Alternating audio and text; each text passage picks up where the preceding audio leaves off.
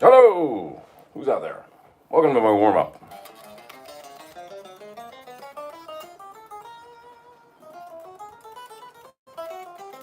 Let's get warmed up. Got a show to play in about an hour. So, gotta get fingers limber.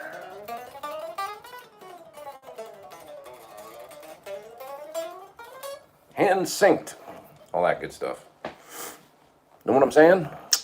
Who's out there? Anybody? Somebody say something if there's any comments, because I'm not seeing any, and that worries me. Let's see here. Oh, there you guys are. Cool. Just came through. Hello from Whistler, BC. Hi, Pete. Hey, Pete. I can hear you fine. Awesome. Excellent.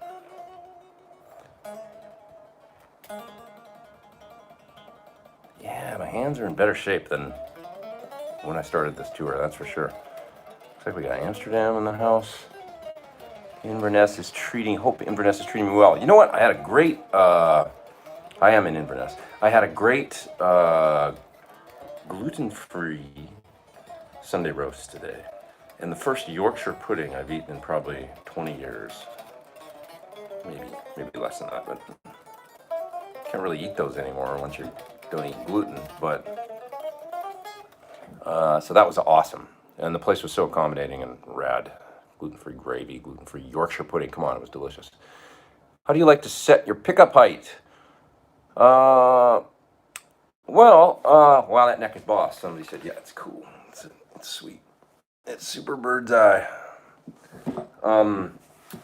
Pickup height, like on this guitar, you can kind of see. I mean, the bridge humbucker isn't all the way up, but it's up there. And then these singles are actually a little higher than I usually have them on my guitars. They came from the factory like that, and I just sort of left them, although I dropped them a little bit, especially the middle one, because the pick was kind of in the way. Somebody's saying action. The action's super low on this guitar. Super low. And John did the frets and all the stuff on it, so that he did all the fret dress and neck shaping and all that stuff, so he got it really low. Actually, I raised it the other day a little bit because it was like too much. It actually plays better now, which is amazing to me, but it plays a little better with the action a little bit higher. Somebody's asking about would I place a silicone-based fuzz before or after a Boss SD1?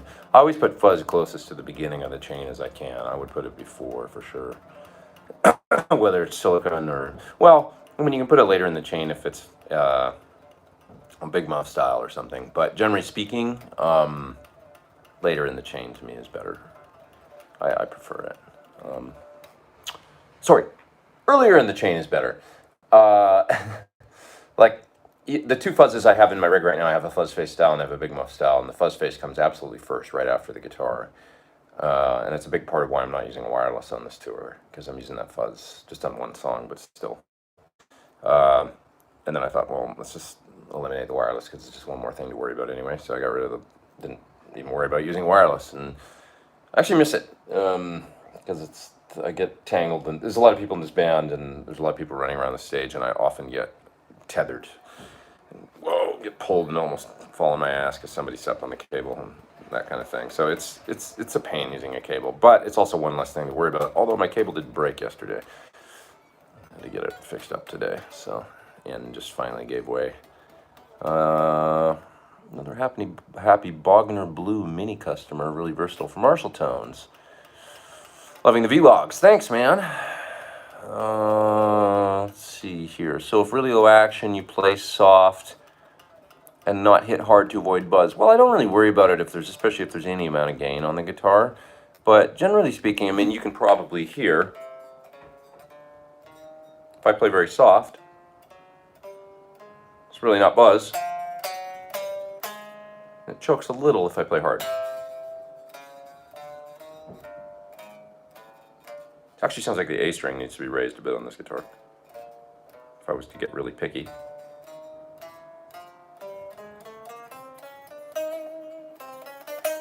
But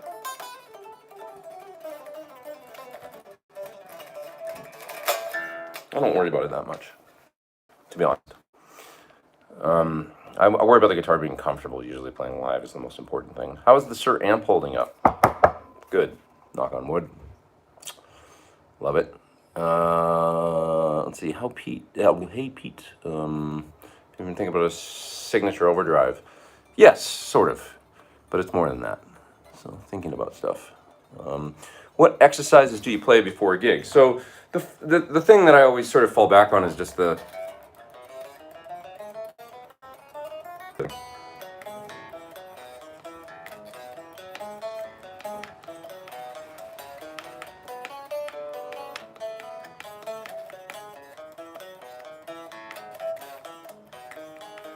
No, that's the whole thing. It's really musical and beautiful, but it's an exercise that he used to do this great Steve Morse. Oh damn, I don't remember. He used to do a monthly column in Guitar Player, and I used to love his columns, and they would have all this great stuff in them, and that was one of the things that was in one of his columns, was that little warm up. And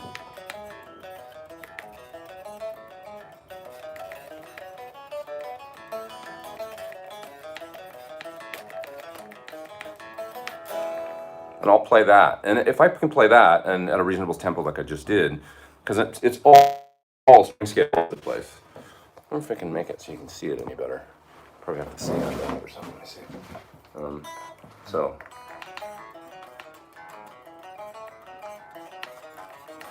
Well.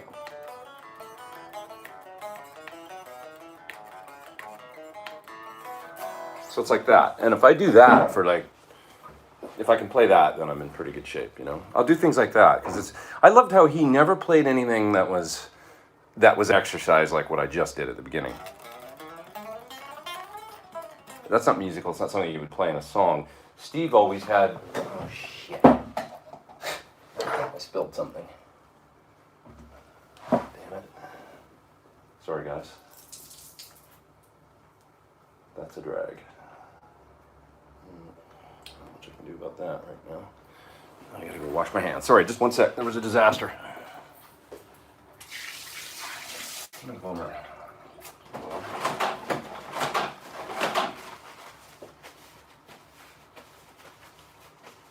Can you do?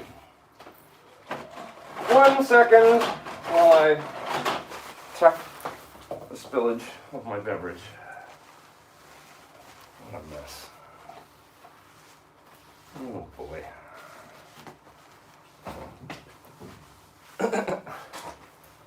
Sorry, folks. Thanks for bearing with me. Luckily, I have a radiator right here. And as anybody in Europe knows, a radiator is a great place to dry things. So, we hang the thing on the radiator.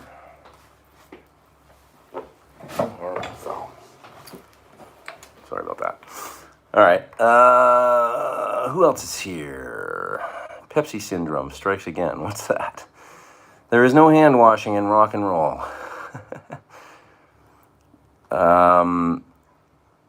Let's see. Hey, Pete. Caught your gig in Harrogate. Had a great time. Awesome. Thanks for coming. Appreciate that. I've been having a lot of fun at all the shows, generally speaking. It's been a blast, and it's been really good for my playing. Son of a spillage, says somebody. Even that tune is Sleep. Somebody's talking about song. I don't know. What else we got here? How long did it take me to learn the songs for the show? And is it all from memory? Yeah, I mean it's there's no reading or anything going on. I started kind of late, to be honest, on the getting the songs together. Like, I would normally probably start a month before, really nailing it down, and I really started 2 weeks before. And I had to go to New York for a few days before coming to rehearsals. So I actually was still learning things while I was in New York, like getting up in the morning, working on things in the morning and stuff, and then I had to go do some work later in the day. Still learning things. And maybe even the day that I got, I think, to England, I was like, because I had a day off then for the rest of the day because I got in very early in the morning, and I was still learning things that day. But we had 5 days of rehearsal, and as I discovered, there was plenty of time to kind of get things down, and it was okay. So, and like I was saying probably before on the live stream at some point, I think I said that I find that there's a weird thing about learning songs in advance. Something that, okay, let's take that Freebird solo or whatever. Like I'd never played that before, and I had to learn that, and I worked really hard on it. But no matter how many times I played it by myself, it was like it never really cemented in my mind until I did it with people. So, like with the band and with the other guitar player, because it's that dual guitar solo thing. So you have to play. It's weird. Like you can work on things in a room all alone, and then until you play it with the band, it never really gets in there. I don't know if you guys find that, but I certainly do. Ben Coombs is in the house. Thanks for being here nice and early, my friend. I appreciate that. I know I'm kind of early. Today might be a short one, just because I had thought about bringing the camera on stage and just to start, but I think it's too complex. Maybe I'll try that next week or something. Well, I don't know. Next week is probably not a gig day, but I just thought I'd just knock this out and get it done early, right before I got to go on stage. Seemed to be the way to go. And then I can just kind of warm up while you guys. So the other thing I like to do when I'm warming up before a gig is just trill.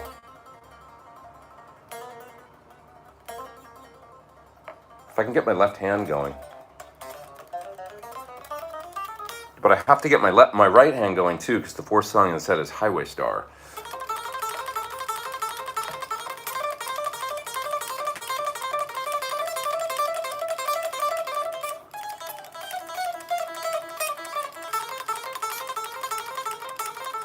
You have to have the stamina.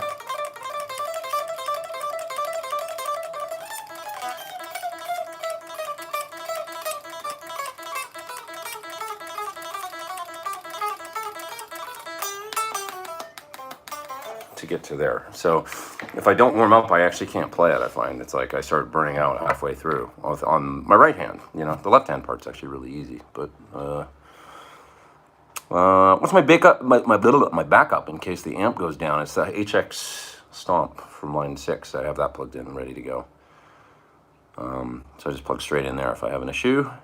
Damn, you make that look easy. It wasn't when I started. To be honest, it was hard, and then I you know, now I can just do it.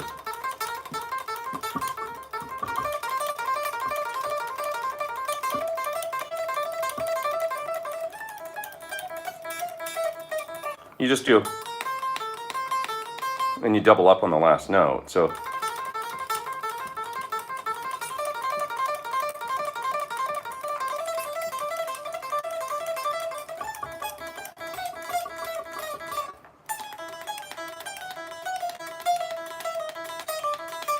it's not really that tough to play once you know, it's just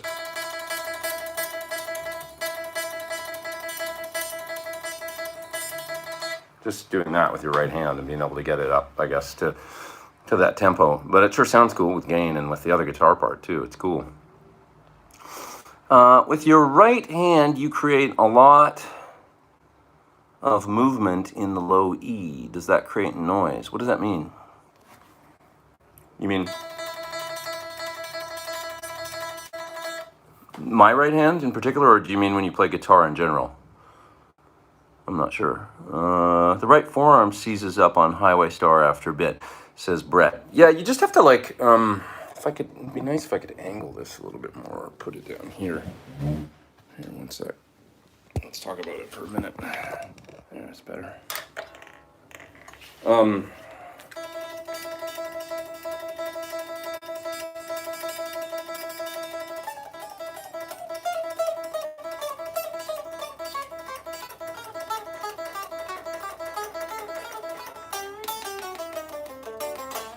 You just have to kind of, where's the stupid phone slipping? Can't get it together today. You just have to kind of,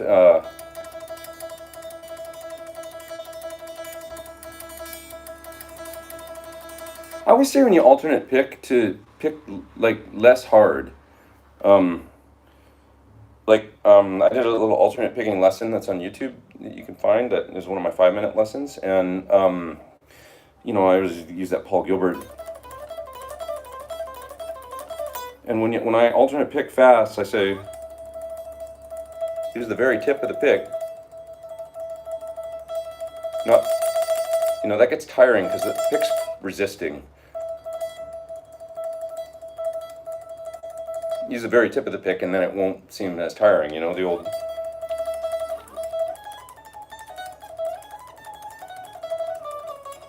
Whatever, it doesn't resist as much then, so... that was part two.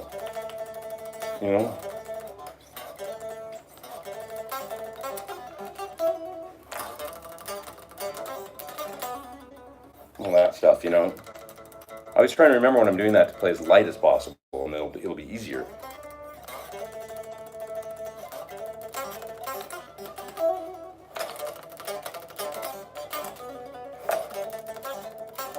See, that kind of sucked because I picked a little harder.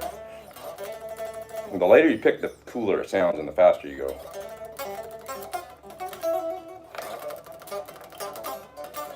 It's actually almost easier to hear without an amp, isn't it? It's kind of cool. But anyway, very tip of the pick, and it's all coming mostly from the wrist and not really a hell of a lot of forearm on me. I can do that forever and my hand won't burn out if I just remember to use the tip of the pick and minimal motion on either side of the string. That's how I do it.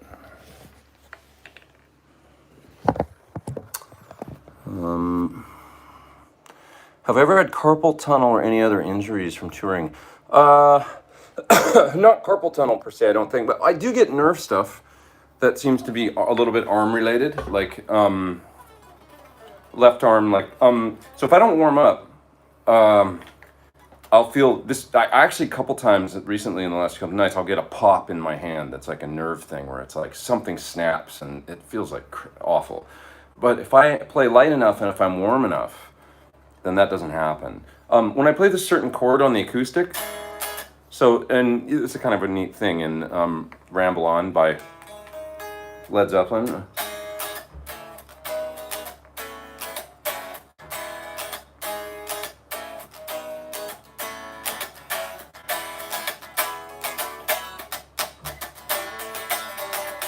Right, that's actually how it... Here, maybe I should move this back down. You can see how... if I play that part on the... Because I play the acoustic on that song. And if I do it and my hand isn't... if I don't play light... It's weird. It's this combination of strength and pushing with my fingers and not too much with my thumb. If I push with my thumb, I get this pain. And it feels like a sharp, like a nerve thing popping in my... Like a nerve explosion. And it's that chord. It's easy on electric, but on acoustic... With 12 gauge strings, it's a little tougher. That's the chord.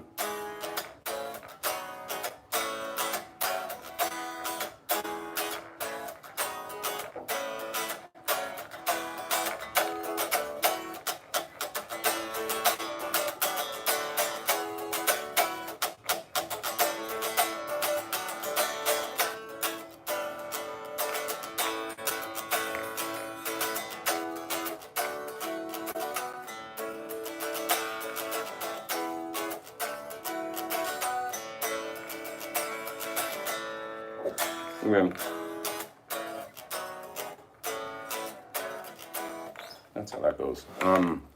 Oops. Damn it!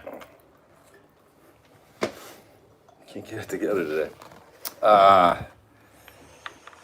Yeah, so I just have to be careful how hard I push when I'm playing those chords, or I get this nerve thing and it kind of feels like, and that's definitely in my wrists, like carpal stuff. Somebody's asking, did you already finish your cabinet room in your new studio, or did you use an auction? The cabinet room in the studio is a storeroom that I ended up just sort of saying, screw it, like we're never going to build this cabinet room, and because it was just somebody else there had an idea about using a contractor, and then they were going to do it for free or for the cost of materials because they were friends, and then it never came together because the guy was always busy. And it was just like, this is not happening. So what I did was I ran the tie lines into there. There's a door on it. It's just not technically like super sealed and stuff. But then I used my clear sonic panels around it with the Sorber baffles and closed up the top, and it's fine. Works great. It's just not like, it doesn't have a hard floor, and it's not like a super pro job, but it's fine. I'm running a cabinet into another room, and it's just baffled and stuff like that, and so it's very dead. But I've got two cabinets in there. I got my Sir PT cab as well as what's the other one? My Marshall cab, that '78 Marshall cab I bought, and it works great. So now I can run the aux, the reactive load, or the cabs. Do you use a Kemper? I do sometimes. I used it one quite a bit on Pete Thorn too.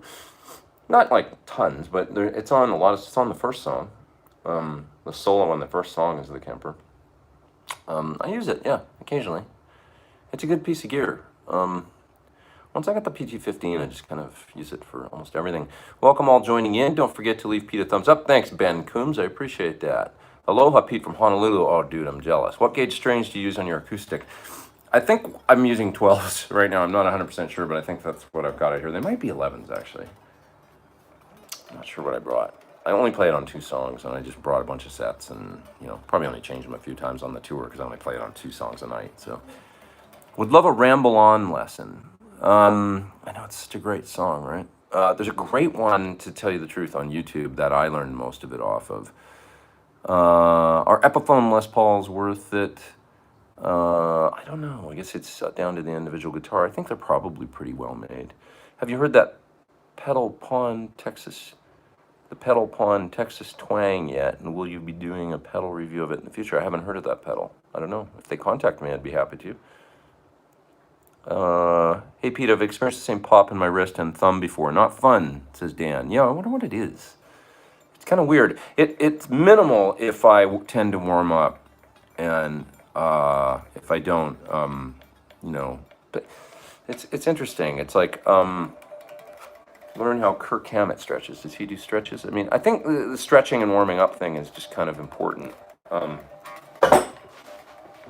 Because the warmer I am, and sometimes I'll just go like this, and just kind of stretch out. I think part of it comes from here too. Like, and I have a theory that it's the inside of my, like not my elbow, but they call it like tennis elbow if it's out here, but I think in here is like golfer's elbow or something they call it. I don't know, but I think I get nerve stuff in here. And I think I'm just kind of like, my wrists are not real.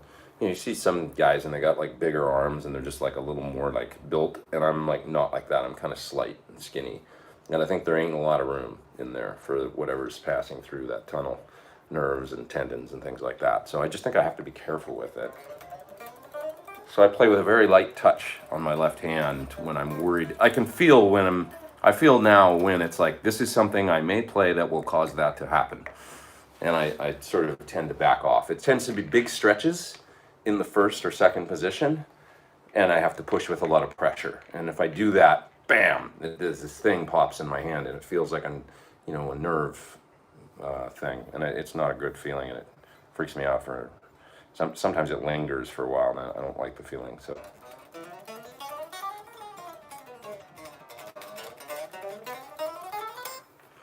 Make sure these hands work. I'm pretty much ready to go now. Pretty warm, actually. Generally speaking, it takes me, I don't know about you guys, but talk amongst yourselves, but I think it might take me, generally speaking, 20 minutes or so for my fingers to be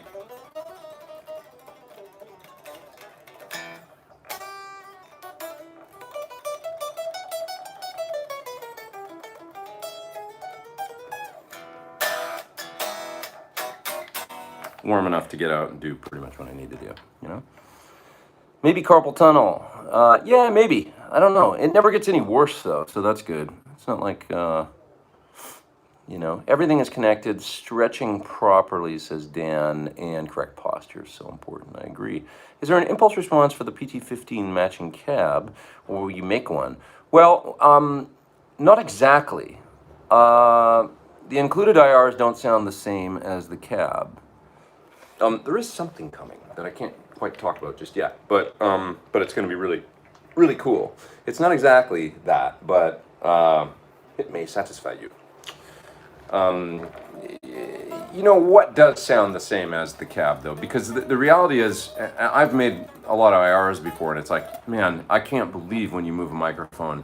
If you've ever worked with a robotic mic mount thing, that where the mic's, you know, on a one of those things that'll rotate it on axis or up and down or like by. It's incredible how the sound changes when you just move the microphone a little bit. So it's like no two things are ever the same. It's impossible almost to recreate a sound of like a mic on a cab. I mean, condenser mics, bigger mics, big diaphragm mics and stuff are a little more forgiving when it comes to that stuff. But like a 57 is so sensitive compared to where you place it, depending on where you place it, I should say. So it's just something to be aware of, that that it's a really difficult thing, you know, to like what you hear of a cabinet in a room, say through the PT15 matching cab, is a combination of so many different things. A combination of a V30 and a greenback, first of all. So, you know, like where you stand and where you hear the greenback more, or maybe you're hearing a bit more of the V30, or depending on the room you're in and how it's interacting with the room, it's like, I don't know, you know, it's a lot of factors. Now, there is a greenback in V30 IR in the PT15 as it comes. It's bank 2, cabinet number 4. And I like it a lot, actually. It's mostly the greenback and then about 30% of the V30 mixed in. And it just gives the sound a little bit of a different change. And Joe says, Peter Thorn, hello, I love you. I love you guys too. You guys are the best. Any thoughts on the new Kemper speakers? I haven't tried. Have not tried. Have not done an update for a while. Am I coming back to Tokyo, Japan for a clinic? I'm not sure. I may be coming to Tokyo possibly in April. But it'll be for a gig and for maybe just a hang. My favorite city. So I hope so.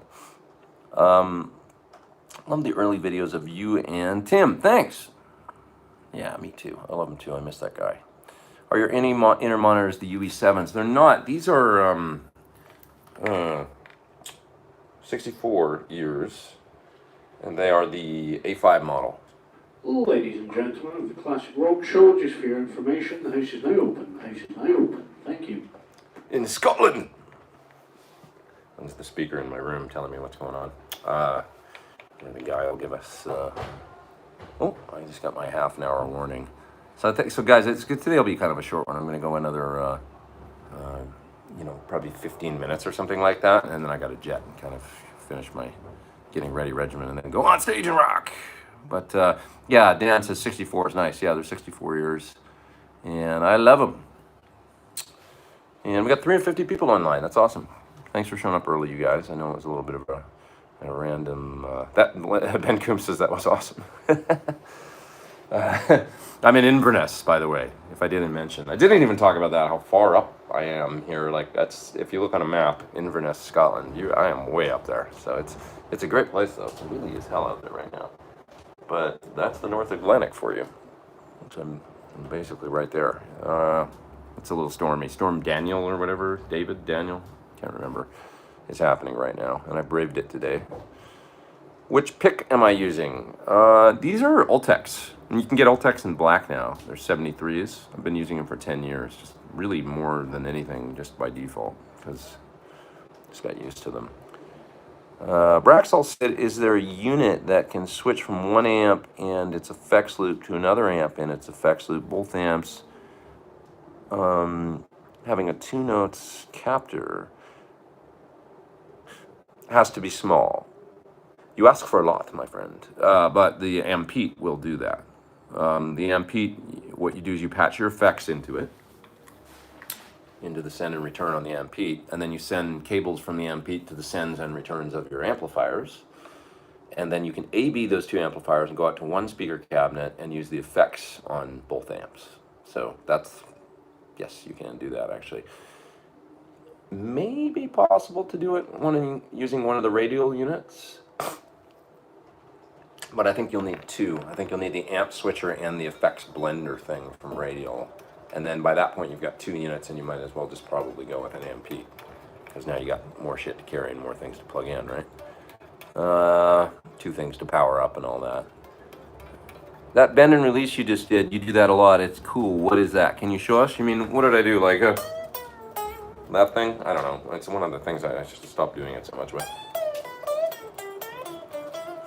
You bend up, And then you, of course, because you just bend up, say on the second string, now the third string is kind of under your finger and already bent, so you just hit a note on the third string and release. That's it. Jimmy lick. Yeah, I guess Jimmy did it maybe first. Yeah, maybe. I don't know. Les Paul probably did it in the 30s or something. Nothing's new, for God's sakes.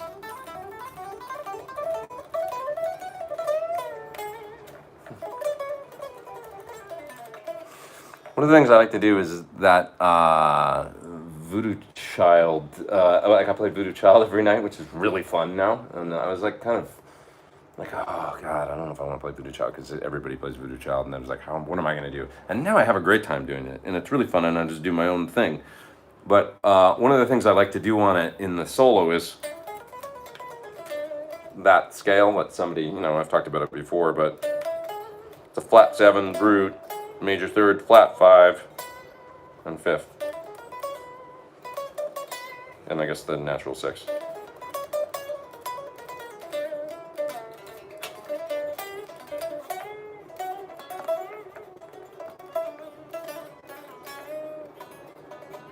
It's really fun if you can, on Voodoo Child, you can just mess with major, minor, like you can almost play all the notes as long as it's like melodic and cool, and it's, you just jam over E and freak out, and people like it. I don't know.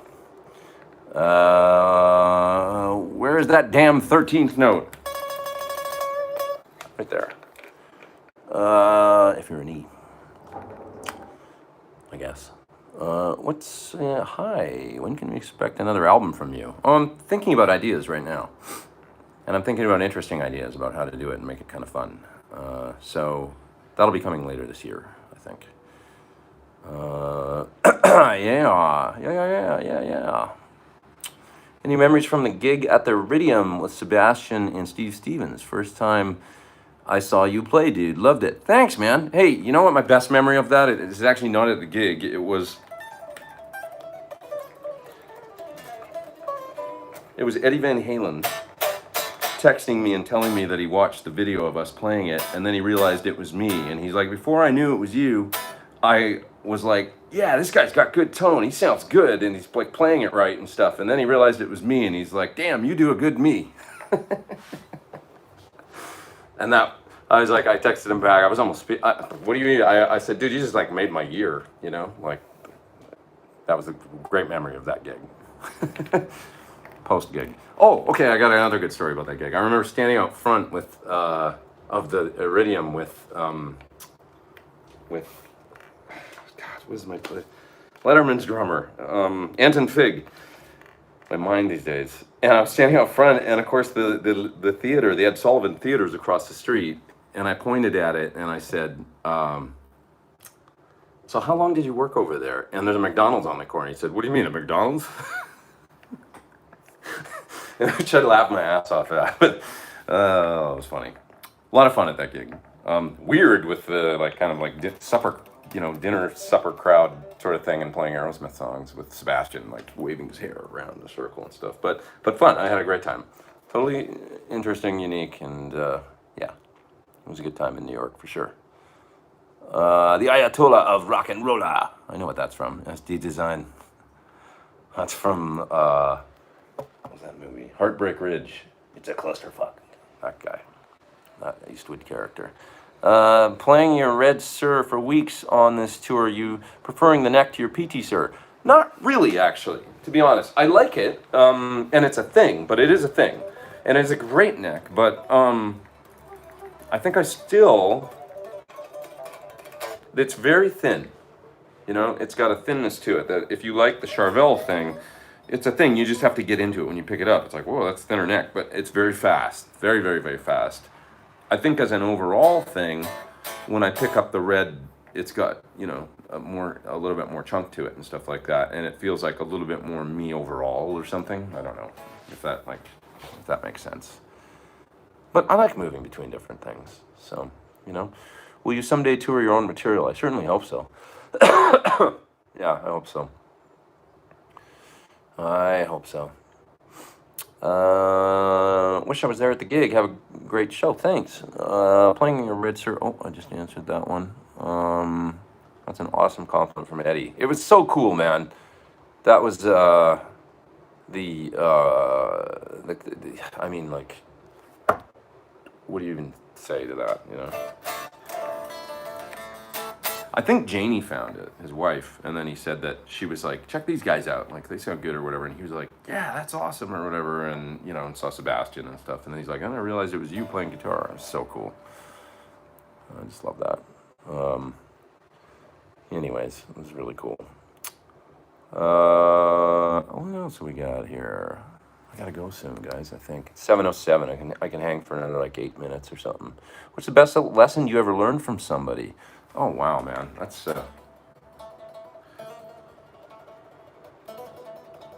maybe my mom when I was like, you know, leaving and like leaving home or something like that one time to come back to LA when I was going to MI, and she was like, remember, like, it's just, I think she was trying to say, like, this isn't everything, like, remember where you came from or something. It's just, and I remember her saying, it's just music, you know, like, it's not, you know, and I remember going, and I say that a lot now, because I get so caught up in, like, you know, like, little things, if something goes wrong in a gig or whatever. I gotta remember to go over the Rosanna, like, in that moment I just had to do it so that I don't forget it tonight. But anyway, it's just music, you know, it's fun. It's supposed to be fun. One of the greatest things about this show is whatever goes wrong or little things on the show or whatever, everybody leaves so damn happy, man. They're so stoked, and it's an older crowd, and they come out and they watch the show and they go home and they look, I don't know, like younger. Like they're like, some of the people, they look like this, like maybe this is the most fun they've had in years or something, you know? Like they're just like so stoked. And I love that, you know? Don't sweat the small stuff. Exactly, Tom. It's just music. You know, the job is to you know, people are having fun, and that's what really matters. So it's cool. You know, I'm sorry if I missed anybody's top chat thing. I may have while I was telling stories and warming up and stuff, but I'm not seeing any, so I don't think I did. It's hard to tell because the camera is. Let me see here. Yeah, I think I did possibly miss one, and I apologize if there was a question.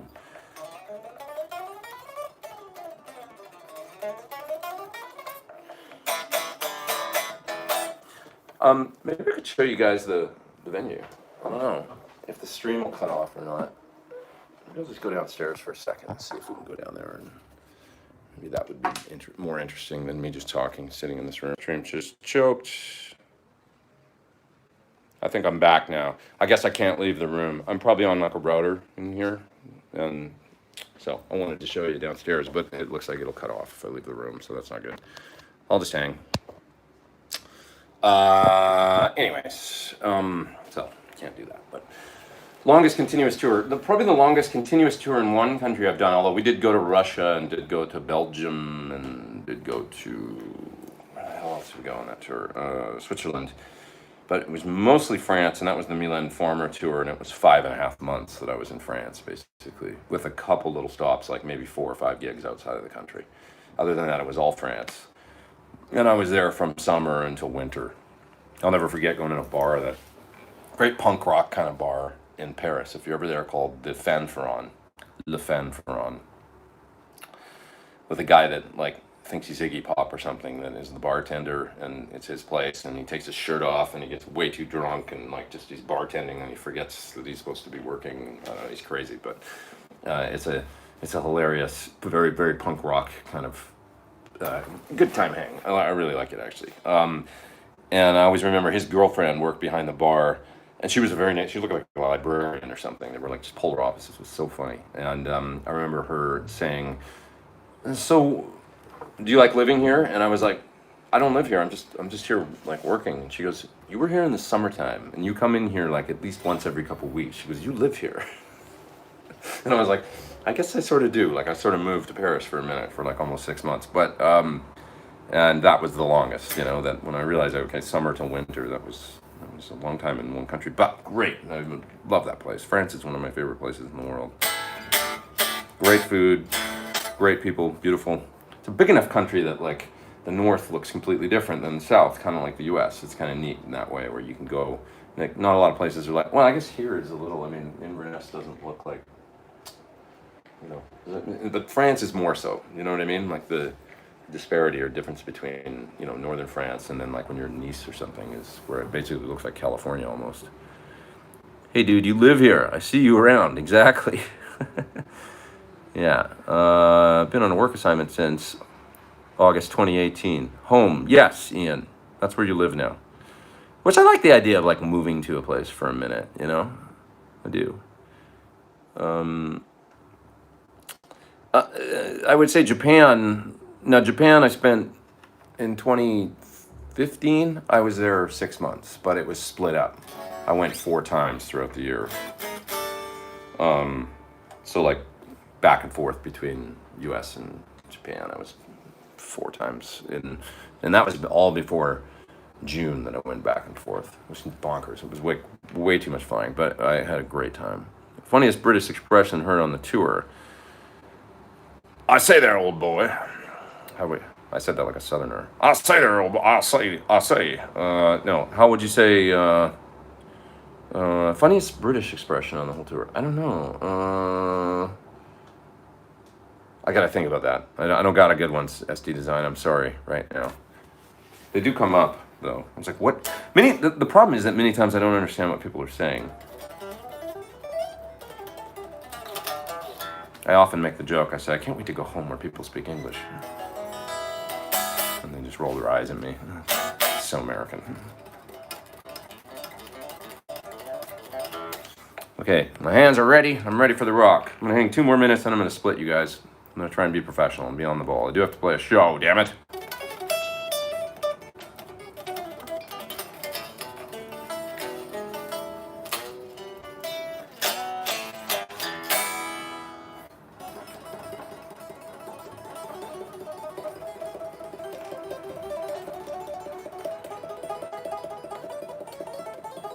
Okay, I remember that. Somebody's in the top chat. Funniest British expression heard on this tour. Oh, I'd said that one already. Rocket Man. Have fun. Shredding like a demon. Thanks, man. Yeah, my hands are rocking right now. Like I said, I gotta remember that. Okay. That lick is the hardest lick for some reason.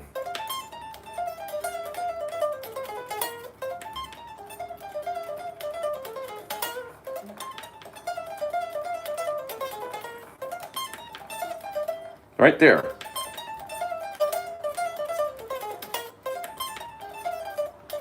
Okay, what part is it?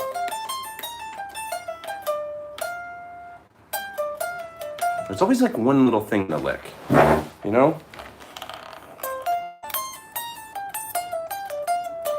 And something about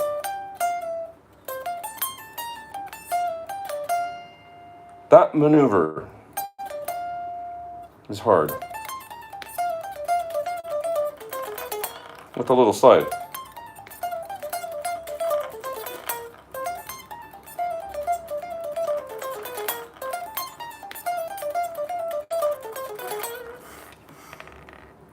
Always got to practice.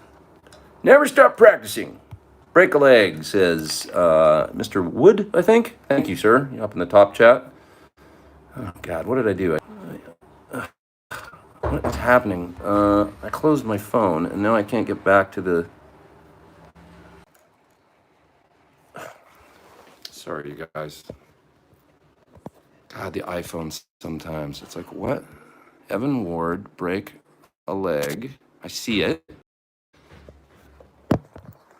Does your iPhone drive you crazy? Okay, what happened was I swiped and did something, and then I can't get back to the screen.